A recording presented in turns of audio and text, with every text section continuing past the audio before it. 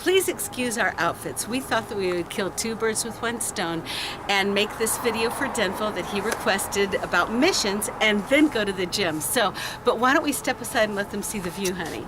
This is beautiful, scenic Los Angeles from Mulholland Drive up in the canyon.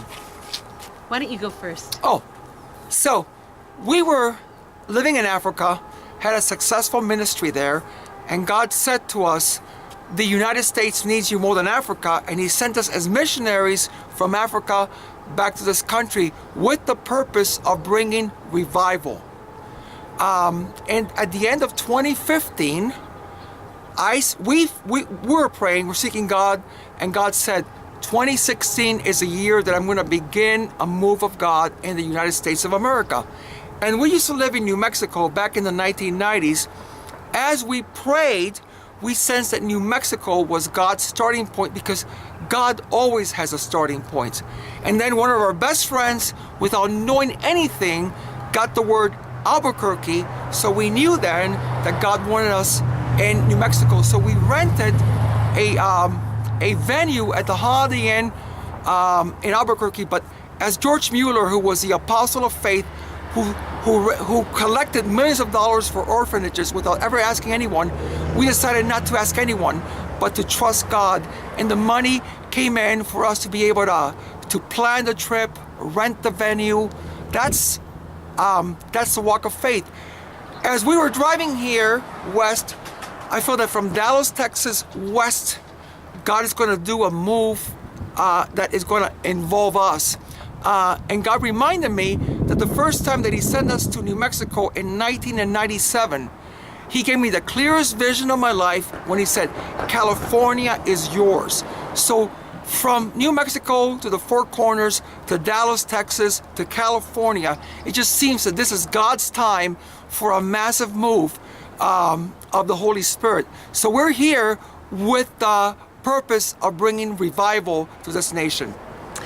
I want Jose to tell about the two major miracles that happened in the week that we were in New Mexico. But before he does, I want to tell you the thing that God showed us, the major thing that God showed us, and that was that, and that concerns revival.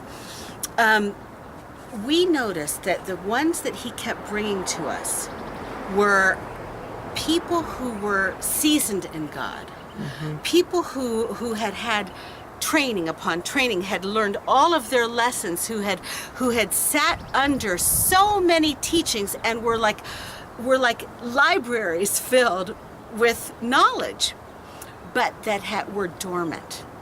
And that's what we are seeing, is that God was sparking them and getting them alive to fulfill their destinies.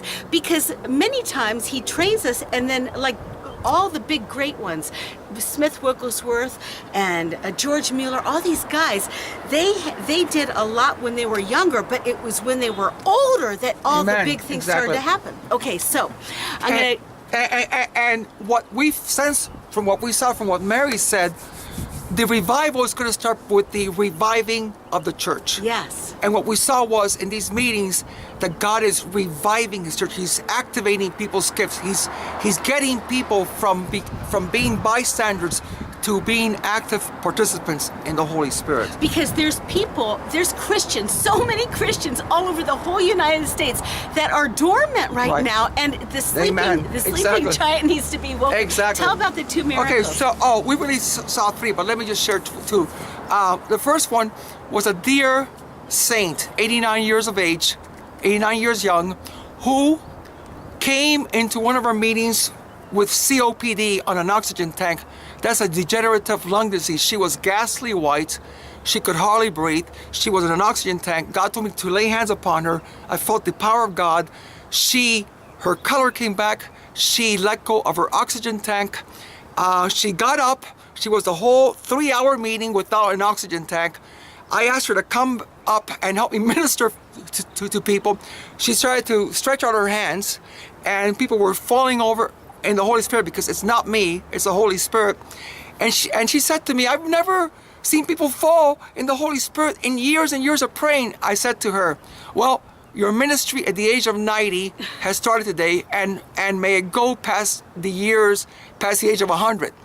And the other one was we were calling people up to get prayer, and this man came up, and I said to him, "What do you want?" And he said to me, "I want everything that God has for me."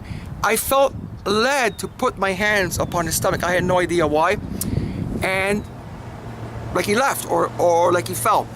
After the meeting, I was talking to somebody. He came and he sat next to me, and he said, "You know what?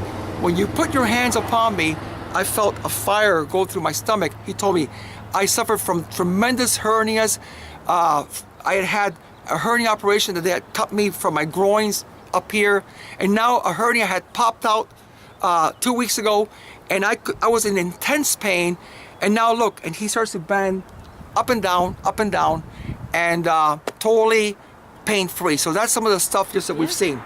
And so are you going to close it out now? Yeah. So Denville, wanted to find out, asked us, how can you support what we're doing? At the end of the video, I'm going to put up a graphic. This is all by faith, as people feel led just to give to us. We're going to be traveling now from California all the way west to minister like in different states. You can donate on our website at emergingusa.org. It is through PayPal, and we're a 501c3 ministry, so we issue you tax receipts for your deductible donations at the end. I'll put the website name where you can just go to it and just hit the donate button and do it. But thank you. We want to thank you. We love you.